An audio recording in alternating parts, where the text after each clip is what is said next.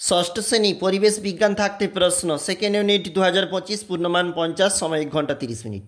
সঠিক উত্তর গ্রানাইট হলো এক প্রকার আগ্নেয় শিলা। উষ্ণতার একক কেলভিন। লব্ধ রাশি ক্ষেত্রফল। ফুসফুসের রং লালচে কালচে গোলাপি। মানুষের হৃৎস্পন্দন মিনিটে 72 থেকে 80 বার। কোন রক্তকণিকা রোগ জীবাণু ধ্বংস করে শ্বেত রক্তকণিকা। এসআইতে বলের একক নিউটন। গতিশীল বস্তু কাকে বলে প্লাজমা কি অবশ্যই দেখবে। বক্সাইট কোন ধাতুর আকরিক অ্যালুমিনিয়াম।